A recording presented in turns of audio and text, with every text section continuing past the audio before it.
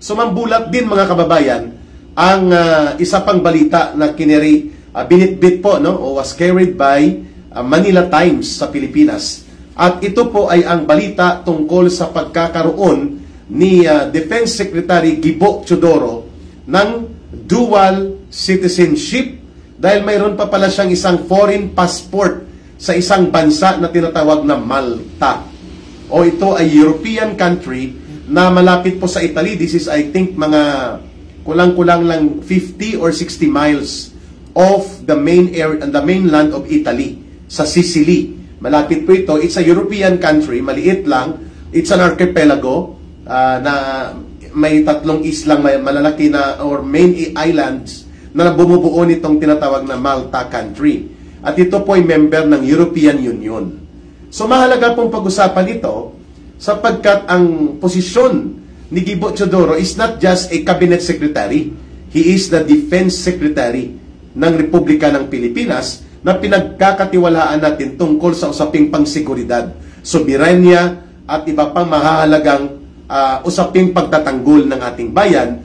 Mayroon pala siyang iba pang loyalty doon sa tinatawag nating iba pang bansa, no? Tayo po ay nagulat, tiningnan ko kung ito ay may kabuluhan, kaya nakita ko po, mayroon siyang tinatawag na, ito kay Gibo Teodoro para marinig po. Mayroon po siyang hawak na passport ng Malta. Ang passport number po niya ay passport number 1259234. Pakisulat po thank you Mario sa inyong pagbati at pag-appreciate sa gawain ni Ka Eric, no? Ito po ang nakalagay, passport number 1259234. Huwag niyo pong tayaan sa loto ito, hindi ito mananalo. Malas to, Brother Beethoven, kasi ginamit ito para sa dual citizenship. Baka tumaya kayo ng Powerball, Ang Powerball yata sa ngayon ay umabot na kahapon ng $102 million. The game of chance. Malabong mangyari po yan na nanalo tayo dyan. Pero as a part of fair game lang na parang katuwaan, minsan napapitik-pitik din tayo ng $2 yatang Powerball. Ito pong passport number, Ronnie Reyes at Brother Beethoven. Passport number 1259234. Na-issue po ito sa December 22, 2016. Kaya nang tumakbo po siya bilang presidente noong 2010, hindi pa po siya presidente. Hindi pa po siya dual citizen. Ang status niya, wala pa siyang dual citizenship, so pwede pa. Kasi nagkaroon siya ng dual citizenship at nagkaroon siya ng foreign passport sa bansang Malta noong December 22, 2016. At ito po ay inisyu sa pangalan na Gilberto Eduardo Gerardo Cujanco Teodoro Jr. I can just imagine ang parusa kay Gibo noong grade 1 siya o kindergarten. Ganito kahaba ang pangalan niya. Kaya tawag na lang sa sarili niya, Gibo na lang tuloy. No? Katunog pa ng Bibo. Ibang accent, Gibo. Maragsa ang accent. Bibo, sa second syllable ang accent. Sa first syllable, Bibo. Sa first syllable ang accent. Tinagtawanan tuloy. Many of those in higher levels of double passport holders. Ang problema niyan ay illegal po ito. Ulitin ko 1259234 ang passport number niya, issued sa Malta. Ang pangalan ay Gilberto Eduardo Gerardo Cujanco Teodoro Jr., born 1964 June 14. At December 22, 2016 po ang passport niya. Tinatawag po itong golden passport sapagkat ang passport po ay ibinibigay po yan pag mayroon kang tinatawag na cultural, historical, or birth affiliation sa isang bansa. Klaruhin natin ang citizenship, which is equivalent for you to possess a passport, ibinibigay po pag mayroon ka pong birth, which can be natural or which can be adaptive, no? So birth, cultural, ibig sabihin po may mga kagawian at tradisyon na naging involved ka sa pag-unlad ng lipunan na yan, kinikilala ka, o kaya tungkol doon sa tinatawag nating birth naturalization or pag-acquire sa pamamagitan po ng pag-immerse mo sa community o sa isang bansa. Yan po ang natural na pamamaraan para ikaw ay magkaroon ng passport and citizenship. Itong kay Gibo Teodoro po, ibinulgar ito ng European Union na may tinatawag na Golden Passport, na ito ay pinuna dahil ginagawang negosyo ang pagbibigay ng passport upang makalusot ang mga individual kahit wala silang kaugnayan sa bansang Malta, basta makapag-produce sila ng amount na 600,000 euros, equivalent to kulang-kulang mga 39.8 million pesos or close to 40 million pesos po. Pwede ka na palang bumili ng citizenship sa Malta. Kaya tinatawag po na Golden Passport ito, sapagkat ginagamit na negosyo ng Malta, pinagkakakitaan nila. Ang delikado nito ay pwede ka pong gamitin nila ito ng mga sindikato upang magpalusot ng pera para sa money laundering. Wow! At iba pang illegal na transaksyon o makatakas po sila sa mga kriminal na pananagutan sa sarili nilang bansa. And we do not believe na ganun po ang purpose ni Gibo. At pwede po na ito ay naging bunga ng kanyang investors participation in Malta. Ang tanong, bakit ganun kalaki? Minimum po yung 600,000 euros. Pinuna po ito ng European Union at mismo ng European Court of Justice, na ito ay isang questionably na gawain ng gobyerno sa bansang Malta, sapagkat nagiging backdoor exit po ito and backdoor channel para sa transaksyon regarding money laundering, regarding crime operations, regarding cover-up of the trails of crimes committed in other countries na itinatago sa Europe, sapagkat if you have a Maltese passport, you are also entitled and allowed to cover any travel na allowed ka na labas-pasok ka sa mga bansa sa Europa, lalo na po ang sakop ng European Union. So pwede ka talagang lumusot. Ngayon, itong Golden Passport, kung ang tatay ni Marcos may Golden Buddha, ito naman may Golden Cocaine Story, si Gibo naman may Golden Passport, at ngayon may Golden Taalik. Golden kasi may involvement ng pandaraya, may involvement ng panunuhol, may involvement o may elemento ng paggamit ng pera. So, si Gibo Teodoro po, sa hindi nakakaalam, siya po ay naging chairman of the board at naging main corporate leader and investor ng Sagittarius Mining. Ito po ay malaking minahan at hindi ko alam kung nag-divest na rin po siya o kanyang inihiwalay ang kanyang sarili sa kanyang corporate investment in involvement sa Sagittarius Mining. Yan po ay mahalaga ding requirement kapag ikaw ay humawak ng government position.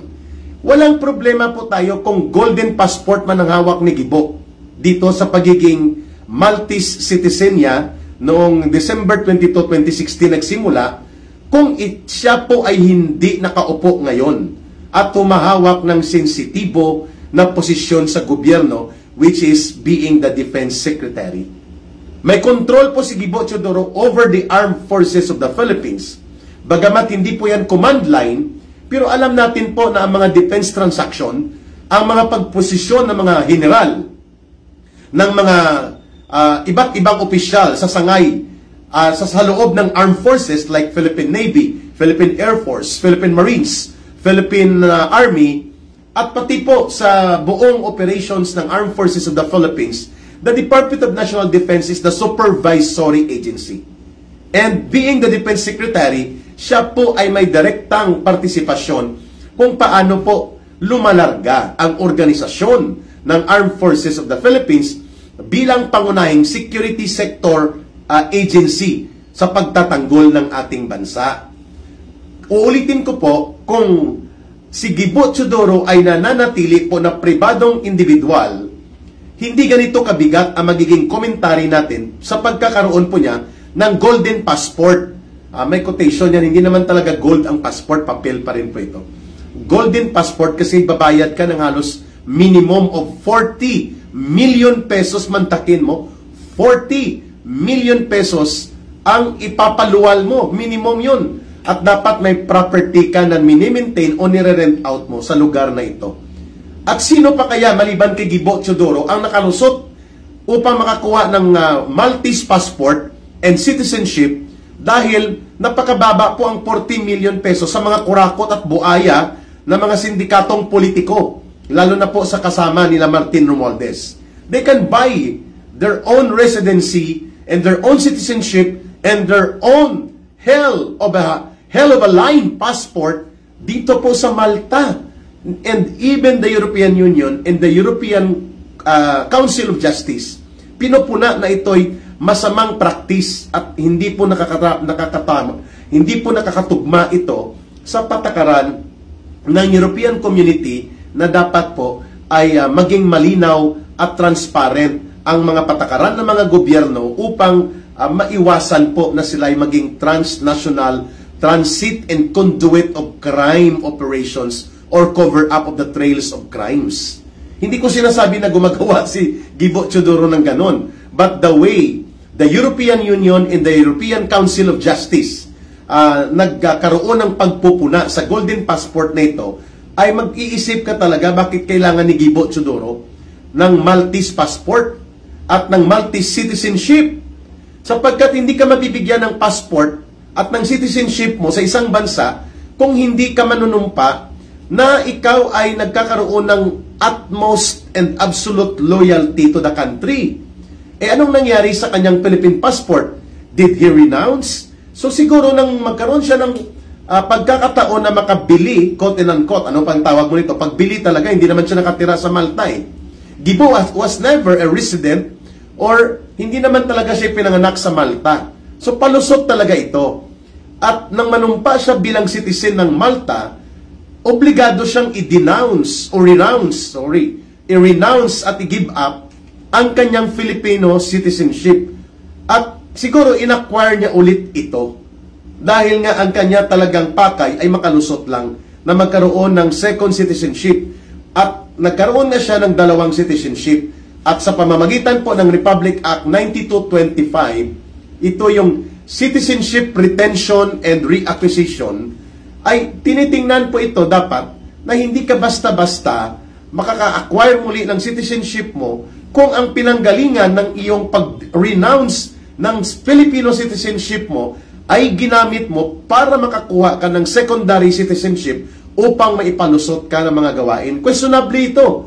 Ang bansang Malta ay notorious sa pagbebenta ng passport nila at ng kanilang citizenship status. So, habang naririnig niyo pong kwentong ito, dapat maimbestigahan din po ito ng Senado. Wala naman tayo ma-expect pa sa House of Tambaluslos, no? Sa Senate Committee on Blue Ribbon, ipatawag dapat si Gibo Teodoro.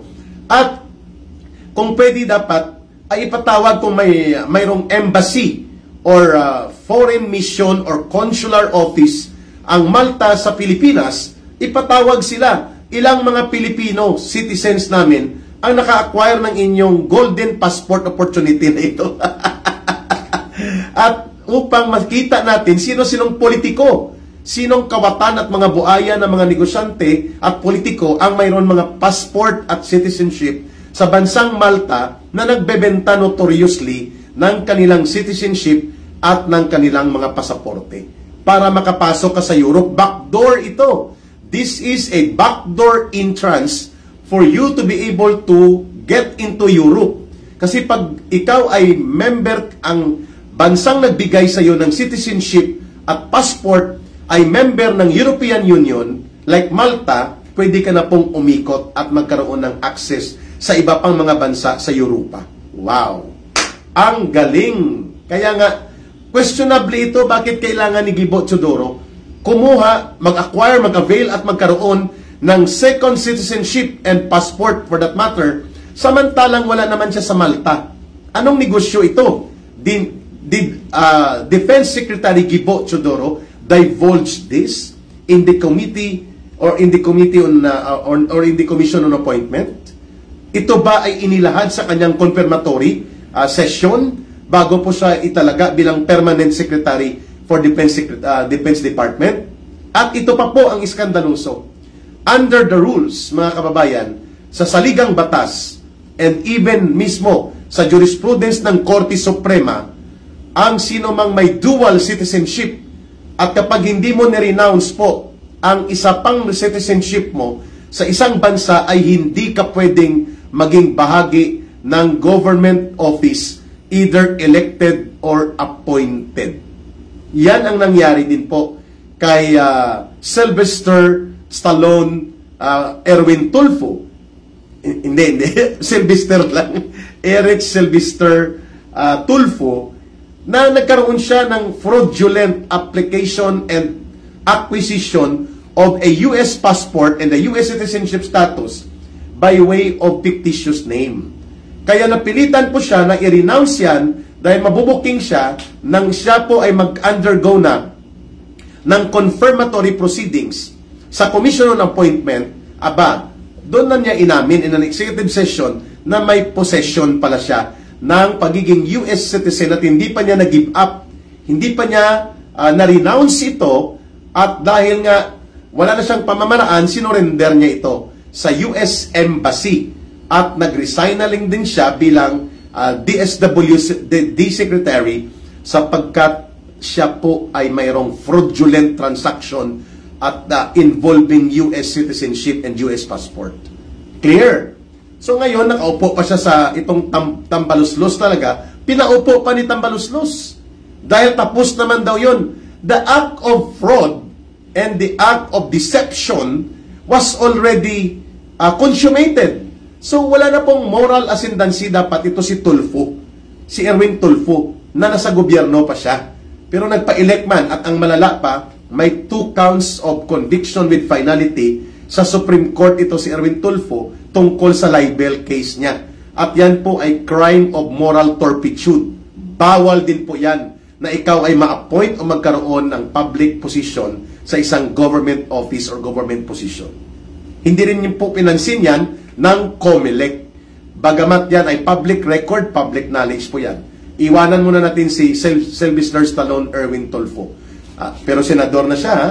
Yan ang problema sa Pilipinas. Basta illegal, kahit illegal, basta kakampi ka ng isang gobyernong walang paninindigan, walang moralidad, walang dignidad at bulok na gobyerno, kagaya ng Marcos Romualdez government, lahat ay pwede kahit illegal at bawal sa batas, no? Mga kababayan, ito pa, ano po ang danger nito? Si Gibo Teodoro po ang nag-a-acquire at nag-a-approve ng mga kontrata tungkol sa Defense Modernization Program ng gobyerno at ng ating republika. So alam niya ang lahat ng mga impormasyon tungkol sa defense capability natin at sa ating mga transaksyon hinggil po sa pagpapalakas ng ating kakayanang ipagtanggol ang ating teritoryo, ang ating soberanya, ang ating bansa. So ano po ang ating garantiya na hindi po niya ito nalilik sa iba pang mga foreign agents na nanggaling sa Europe, because siya po ay mayroon palang European status access by way of his passport and citizenship sa bansang Malta.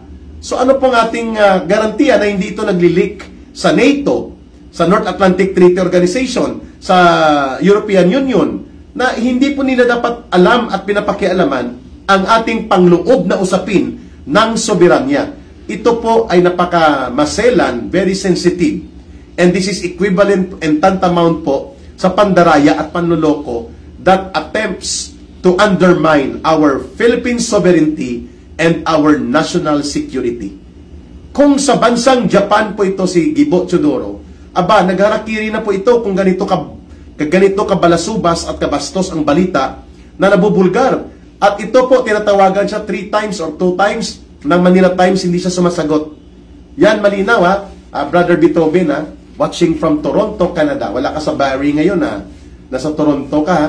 So, tinatalakay natin ito, not just because of the scandalous and questionable nature kung paano nagkaroon po ng golden passport si Gibo at bakit kailangan niya ito, at nagkaroon siya ng panibagong citizenship, naging Maltese citizen siya, at pagkatapos po, in a certain period of time, bumalik siya at nag-acquire muli ng dual citizenship status niya sa Pilipinas para makapasok balik sa gobyerno. Wow!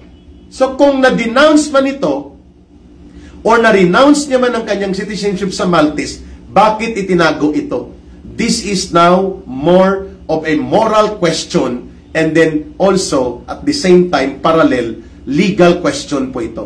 May jurisprudence ito, 3 or 2 ang established jurisprudence sa the same case. May constitutional prohibition po ito at ito po ay bawal din under the Republic Act 9225 sapagkat ginamit niya ang pag-acquire ng citizenship na ito without full disclosure kung na-renounce niya at binitawan na ang kanyang golden citizenship sa kanyang golden passport na bilang mamamayan pala siya ng Malta.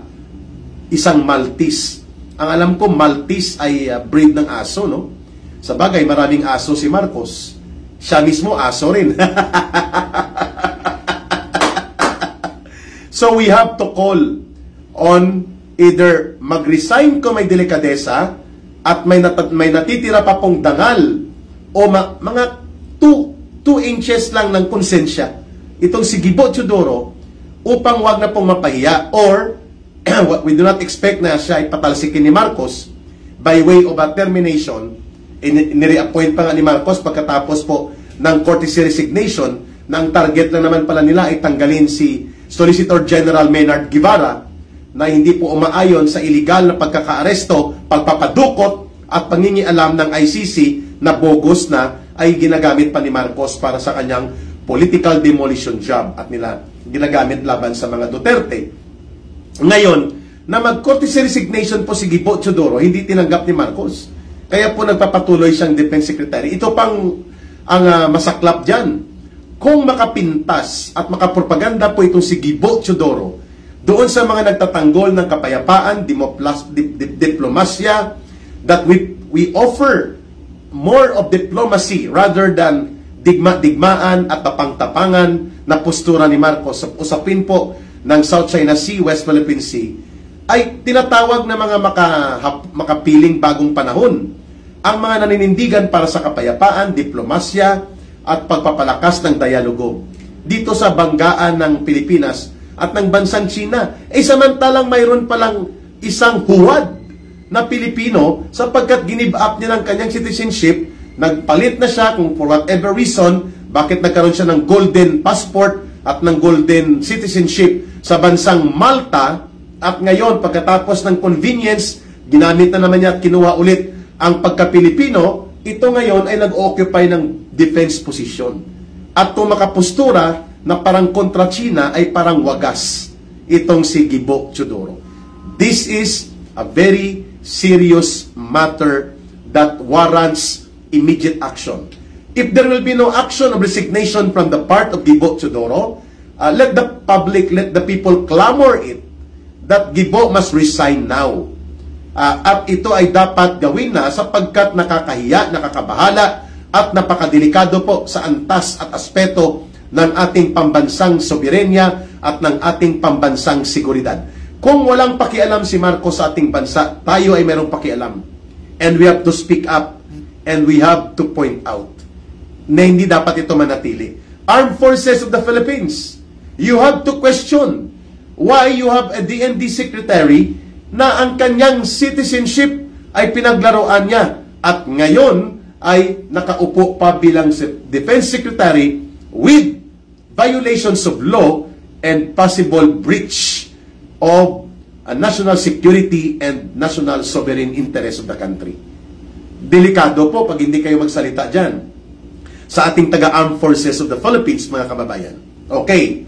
So, kung hindi po magsasalita ang Armed Forces, walang gagawin si Marcos na pagsipa kay Gibo Teodoro dahil pinalusutan niya ito, kung tama at totoo itong balita at ang passport number niya ay number 1259234 issued on December 22, 2016 sa bansang Malta, at ito po ay palusot na passport at palusot na citizenship, but nonetheless, dahil siya ay nanumpa at itinakwil na niya ang Philippine government at Philippine Republic bilang loyalty niya, ngayon bumabalik na naman siya bilang Pilipino matapos makuha po itong kanyang taktika na magkaroon ng access sa Europe sa pamamagitan po ng tinatawag na backdoor channel, itong for hire, for sale na negosyo ng transaksyon ng passport na tinatawag na golden passport sa bansang Malta. Aba, nakaupo pa siya ngayon bilang Defense Secretary.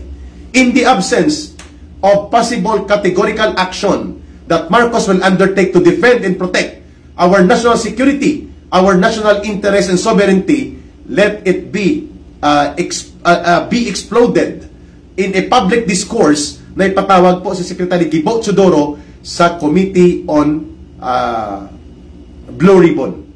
The Blue Ribbon Committee ng Senado, nang sa ganun po ay panagutan niya ito at maibunyag at maibulgar, kagaya po ng atin din panawagan na pati si Hontiveros at si George Garcia ay papanagutin na rin po dito sa Senate Blue Ribbon Committee. So kung mayroong tanim witness na diskarte si Hontiveros, as per revelations of alias Rene, na ginamit niya, good morning sa inyo sa mga bumabati, at mayroon pong tanim sako, tanim buto daw, diyan sa may Taal Lake, mayroon naman pong golden passport, at may golden cocaine, at mayroong golden, ano pang gold? Lahat na lang gold, pero tanso at peke ang katotohanan.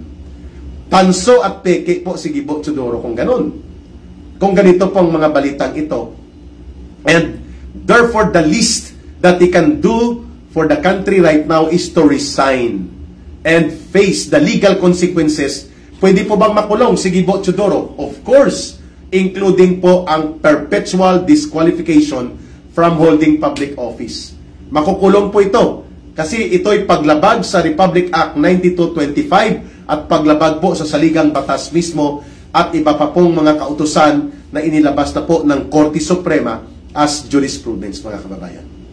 Napakadelikado po ito pag hindi natin gawa ng aksyon. So the last area that we can rally and call for accountability is the Senate Blue Ribbon Committee and the Senate itself. No, mga kababayan? So, babalikan ko po ito sapagkat puntahan ko muna ang cocaine. Okay, lilinawin ni Erika, babalikan natin ito na si Gibo Teodoro dapat may patawag na, or kung hindi siya mag-resign at hindi rin siya tanggalin ni Marcos dahil pareho sila nagkakampi-kampihan kahit mali, ay dapat siya po ibulgar ng todo-todo at kasuhan sa korte. Kung siya po ombudsman, pwede yan. Kasi ang cabinet secretary po ay above salary grade 27. So ang pwede pong isampa na kaso sa kanya sa ombudsman yan. So I hope there will be volunteer lawyers who are defenders of truth and good governance at i-pursue po na kasuhan siya sa ombudsman. No? At dito, kung nandito lang sana si, anong tawag nito? Si Soljen Calida, Solicitor General Calida, na nagsagawa po ng co-warranto case laban kay Chief Justice Sereno noon, si Gibo Teodoro is also suited na humarap sa co-warranto case. Ang co-warranto case meaning from the very start, illegal po. Walang visa ang pag-occupy niya sa kanyang posisyon bilang Defense Secretary. Yan po. At ang epekto niyan, pati ang kanyang mga transaksyon na pinasok ay maapektuhan po yan. So kung hindi siya tanggalin ni Marcos at hindi rin siya magre-resign dahil makapal din ang mukha niya, makapal din ang apog niya, at wala siyang kahihiyan tungkol dito, at kung hindi may papatawag sa sa Senate Blue Ribbon Committee, the least is mapailan ito ng kaso sa ombudsman. At upang umakyat po ito at mapatanggal siya sa kanyang posisyon, mga kababayan. Anyway, tingnan po natin kung ano po ang gagawin dito. Babalikan natin ito, anong mga national security implications, ano po ang impact nito sa ating mga policy on security and defense, including sa ating pagbubuo ng malakas na armadong puwersa ng ating sandatahang lakas na mayroon kang peke at bogus na occupante sa defense secretary mo, sa katauhan ni Gibo Teodoro. I have nothing personal about him or about this. This is just a public interest issue that warrants strong criticism and strong na deliberation ng message. Okay?